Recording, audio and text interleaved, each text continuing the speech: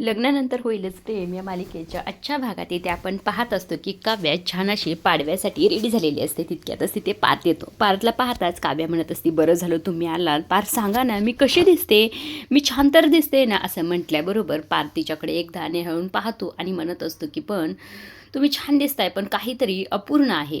तेव्हा इथे काव्या म्हणते, काय अपूर्ण आहे सांगा की लवकर. असं म्हटल्याबरोबर पार्थ लगेच तिच्यासमोर गजरा ठेवतो. आता गजरा पाहितला की लगेच काव्या इथे लाजलेली असते.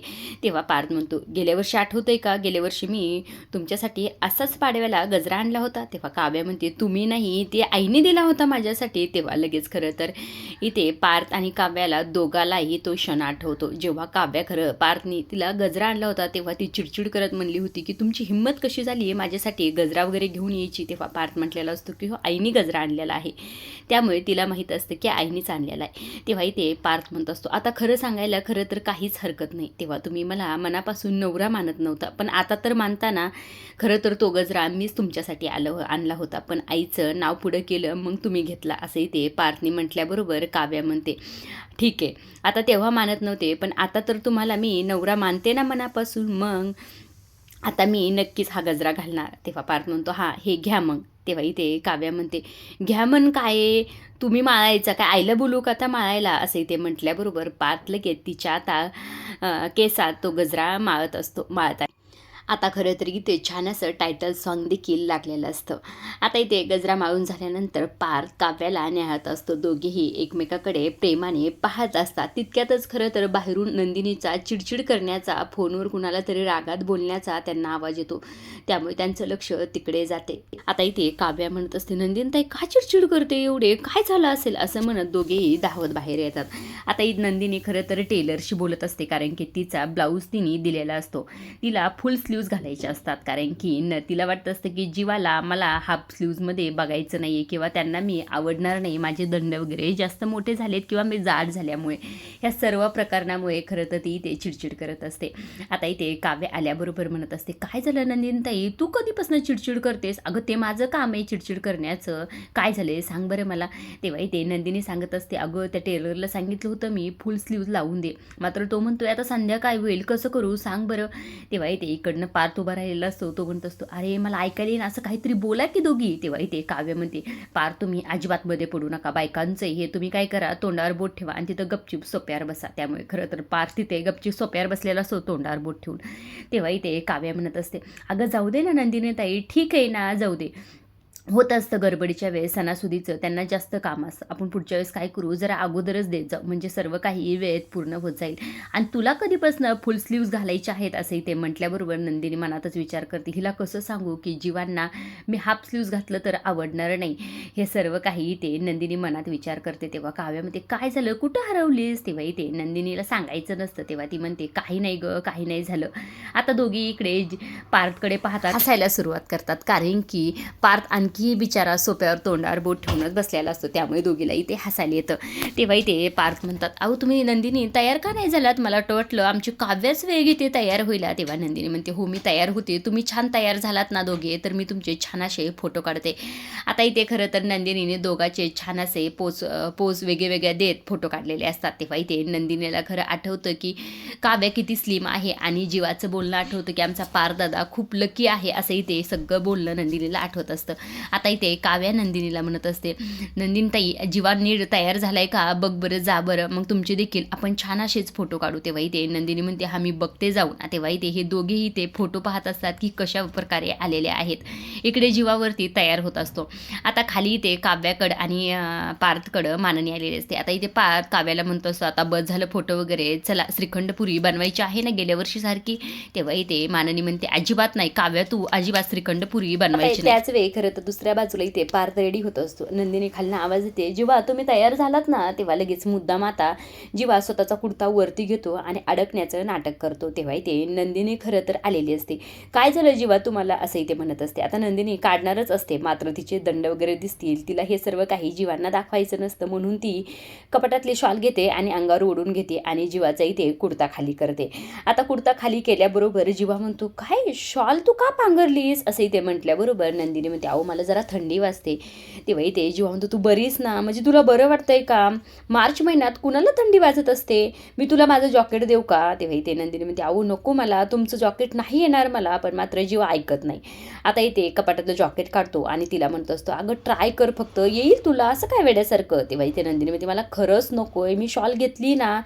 तेव्हा इथे जीवा म्हणतो हो ठीक आहे ना, तू ठीकच ना, पण नकोय ना खरंच, असं म्हणून बेडवर टाकतो. तेव्हा इथे नंदिनी त्याच्याकडे रागानेच पाहते. तेव्हा इथे जीवा म्हणतो मी नंतर उचलतो, नको टेन्शन घेऊ. पण तुला एक आठवलं का, कुर्ता खाली करताना गेल्या वर्षी सेम असं मी कुर्त्यात अडकलो होतो आणि तेव्हा तूच मला मदत केली होतीस. म्हणजे आजपर्यंत मी बऱ्याच गोष्टीत अडकत गेलो आणि प्रत्येक वेळेस त्यातून मला तूच बाहेर काढलंस. अशी बायको भेटायला खरंच नशीब लागतं असंही ते जीव म्हटलेलं असतो. आता जीवा तसं म्हणून खरं तरी ते त्याचा आवरायला गेलेला असतो. आता तो समोर असतो, त्याला पाहूनच खरं नंदिनी म्हणत असते खरंच काल जीवा स्वतःच्या नशिबाला दोष देत होते आणि आज म्हणतात की माझं नशीब चांगलं आहे. कसं काय खरं काय खोटं हे खरं तर मला काहीच कळत नाही आहे. माझा पडलेला चेहरा बघून असं म्हटले असतील का, खरं जीवाला माझ्यासोबत किती ॲडजस्ट पण करायला लागते असं देखील ते नंदिनी विचार करत असते. आता जीवाचं तिच्याकडे लक्ष जातं आणि म्हणत असतो काय झालं, काय असा चेहरा पाडलाय तुझा? तेव्हा नंदिनी म्हणते नाही काही नाही असंच. असंही ते म्हटल्याबरोबर जीवा म्हणतो आजचा काय प्लॅन आहे मग?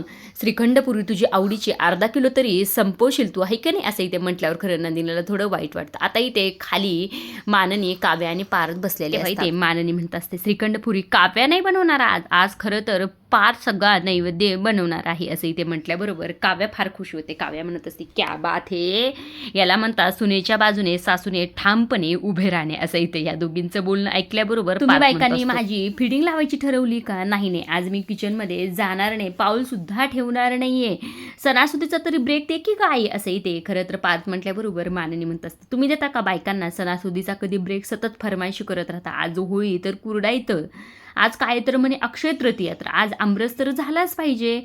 पोळी नको, आम्हाला पुऱ्या पाहिजे आहेत. स्वतः बसतात एसीत आणि आत उकडणाऱ्या बाईला हाका मारत राहता.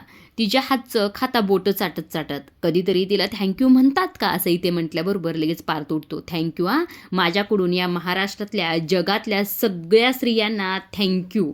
असं इथे पार्थनी म्हटल्याबरोबर आता खरं तरी ते माननी म्हणत असते चल असं अजिबात थँक्यू वगैरे आम्हाला काही नकोय, होय का नाही ग काव्या? तेव्हा काव्या म्हणते हो अजिबात आम्हाला हे थँक्यू नकोय. तेव्हा इथे खरं तर माननी म्हणत असते तुला खरं सांगू का पार्थ, मी इतके वर्ष झालं विचार करते, असे रूल कुणी ठरवले असतील की बायकांनी स्वयंपाक करायचा, फोडणी कुणी द्यायची, पुरुषांनी किंवा बल्ब बदलायचा, हे बायकांचंच काम आहे, हे पुरुषांचंच काम आहे, असं कुणी ठरवलं असेल? असंही ते म्हटल्याबरोबर माननी असं देखील म्हणते खरं सांगू का, उंच गुढी ही फक्त संस्कृतीची नाही तर विचारांची देखील उभारली पाहिजे. असंही ते माननी म्हटल्याबरोबर काव्य त्या माननीचं कौतुक करते. किती छान बोललात नाही. खरं तर आपण आजपासूनच सुरुवात करूया. चला मग पार्थ देशमुख, किचनची सगळी जबाबदारी तुम्ही घ्या. असं इथे म्हटल्याबरोबर पार्थ म्हणत असतो हे असे कपडे घालून मी कसं काय करू स्वयंपाक सांगा बरं? तेव्हा इथे माननी आणि काव्या दोघी देखील म्हणतात आम्ही नाहीत का घालत, आम्ही साड्या घालतो, दागिने घालतो, सगळं काही घालून सगळा स्वयंपाक आम्ही करू शकतो, तर तुम्ही का करू शकत नाही? तेव्हा इथे खरं तर पार्थ म्हणतो अरे पण नाही जमणार मला हे सगळं काही. का मागे लागलाय? कोणत्या सोशल मीडियाच्या याच्यात लागलाय का तुम्ही? ग्रुपमध्ये ॲड झालाय का? ह्या सगळ्या गोष्टी तिथे सांगितल्या जातात का अशा काही? त्यामुळे खरं तर हात धुवूनच माझ्या मागे लागलात तुम्ही. असं इथे म्हटल्याबरोबर काव्या म्हणते आई जाऊ द्या हो, जाऊ द्या, आपल्या बायकांना जावं लागेल आणि सगळं काही करावं लागेल, मी जाते, जाऊ द्या, तुम्ही टेन्शन घेऊ नका. असं इथे मुद्दाम काव्या म्हणत असते. तेव्हा इथे पार्थ म्हणतो राहू द्या ठीक आहे, मला पुऱ्या तळता येतात पण श्रीखंड वगैरे नाही जमत. तेव्हा इथे काव्या म्हणते हा ठीक आहे ना, मग मी तुमची अर्धांगिनी बायको आहे, मी शिकवते ना तुम्हाला श्रीखंड. मी जर बायचान्स कुठे गेले काय झालं तर तुम्हाला स्वतः बनवता आलं पाहिजे ना. तेव्हा इथे खरं तर पार्थ घाबरतच म्हणतो तुम्ही कुठे जाणार आहात? असं इथे म्हटल्याबरोबर महागणं आलेली असते ती म्हणजे रम्या लगेच म्हणते मी तिला घेऊन जाणार आहे. तेव्हा सगळेच तिच्याकडे इथे वळून पाहतात. अरे पार्थ माझं लग्न झालं तर पाठराखींमधून घेऊन जाईल की तिला? असं इथे रम्या म्हटल्याबरोबर खरं तर माननी बघते तिच्याकडे आणि म्हणत असते की रम्या खरंच खूप सुंदर दिसतेस. खरंच इथे रम्या छान दिसत असते. खरं तर आता इथे म्हणत असते विजय तू पाहता क्षणी तुझ्या प्रेमात वगैरे पडेल बरं का रम्या. असं इथे माननी म्हटल्याबरोबर खरं काव्या उडते आणि तिला काळा टिक्का देखील लावते, नजर लागू नये म्हणून, आणि बेस्ट ऑफ लक देखील म्हणते. आता रम्या इथे मुद्दाम म्हणते पार्थ तू मला नाही का बेस्ट विशेष देणार? तेव्हा इथे पार्थ म्हणतो बेस्ट ऑफ लक. असं म्हटल्यानंतर आता खरं तर रम्या इथून निघून गेलेली असते. आता इथे पार्थ मनात विचारच देवा या रम्याचं खरं आयुष्य मार्ग लागू दे असं देवाला खरं तर पार्थ इथे प्रार्थना करत असतो. आता इकडे खरं तर जी रम्या असते ती कॅफेमध्ये गेलेली असते. आता ती शोधत असते ती म्हणजे त्या विजयला. आता रम्या खरं सुंदर अशी ते तयार होऊन गेलेली असते. आता ती जाऊन तिथे एका टेबलवर जाऊन बसलेली असते. तेव्हा स्वतःच्या आज मनाशी बोलत असते, हा कोणी का असाना तो विजय कोण आहे मला माहीत नाही, पण त्याला 5 मिनिटात माझ्या जाळ्यात मी ओढणारच, असं खरं तर ती मनातच बोलत असते. आता खरं तर इथे एक जण आलेला असतो आणि तो तिच्या पुढे खरं तर मेनू कार्ड ठेवतो. मेनू कार्ड ठेवल्याबरोबर तुम्हाला काय ऑर्डर करायचं, तुम्हाला काय आवडतं असं म्हटल्याबरोबर रम्या म्हणते इथली स्पेशालिटी काय आहे असं म्हटल्याबरोबर लगेच विजय इथे, ते खरं तर विजय असतो, विजय लगेच म्हणतो इथे सुंदर मुलांची आणि मुलींची लग्न जुळतात असं इथे म्हटल्याबरोबर रम्याने ओळखलेलं असतो की हा विजयच आहे. असं इथे म्हटल्याबरोबर विजय खाली बसतो. आता दोघेही एकमेकांची ओळख करून देतात, हे करतात. आता त्यानंतर खरं तर रम्या म्हणते तुम्ही असं यायची खरं गरज नव्हती, डायरेक्ट यायचं की. तेव्हा इथे खरं विजय म्हणत असतो मला खरं तर विश्वासच बसत नव्हता की इतकी सुंदर मुलगी मला वगैरे मॅसेज करेल किंवा माझ्याशी लग्न करायला तयार होईल. मला वाटलं माझ्यासोबत प्रँक वगैरे करतात का काय, म्हणून हे सर्व काही मी केलं असं इथे म्हटल्याबरोबर असं काही नाही. बाय द वे खरं तर नवीन वर्षाच्या गुढीपाडव्याच्या तुम्हाला शुभेच्छा असं इथे म्हटल्याबरोबर विजय म्हणतो खरं तर या सर्व गोष्टीत कामात मला तर कोणता दिवस कोणता वार हे अजिबात काही माहीत नाही होत. तेव्हा इथे रम्या म्हणते हो मी तुमच्या प्रोफाईलवर बघितलं तुमच्या कामानिमित्त, त्यामुळे इट्स ओके, काही हरकत नाही असं इथे म्हटल्याबरोबर विजय म्हणतो तुम्हाला काय ऑर्डर करायचं. तेव्हा इथे रम्या म्हणते मला सिनेमन कॉपी.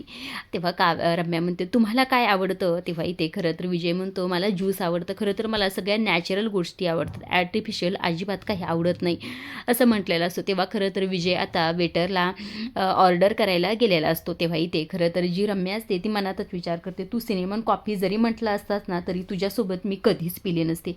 सिनेमन कॉफी फक्त मी एकाच व्यक्तीसोबत पिऊ शकते, ते म्हणजे माझ्या पार्थसोबत, असंही ते खरं रम्या स्वतःच्याच मनाशी बोलत असते. आता इकडे दुसऱ्या बाजूला खरं तर नंदिनी ते विचार करत असते, ती टेन्शनमध्ये असते कारण की तिच्या डोक्यात जे खूळ असतं ना ते आणखी गेलेलं नसतं.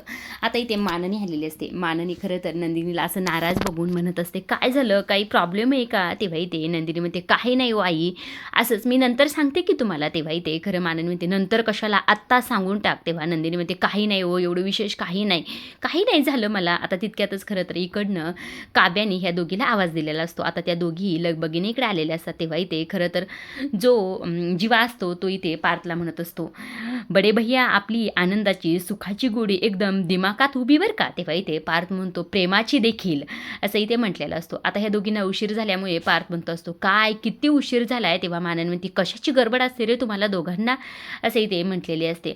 तेव्हा आता खरं तर सुरुवातीला गुढीची पूजा इथे पार्थ आणि काव्या करत असतात कारण की हे दोघेही या घरचे मोठे असतात, मोठी सून आणि मोठा मुलगा, त्यामुळे खरा मान त्यांचा पहिला असतो. आता त्यानंतर खरं जीवानंदीने देखील गुढीची पूजा करतात, गुढीच्या पाय वगैरे पडतात. आता सगळेजण इथे छान असे खुश असतात, सगळेजण छान असे रेडी होऊन देखील आलेले असतात.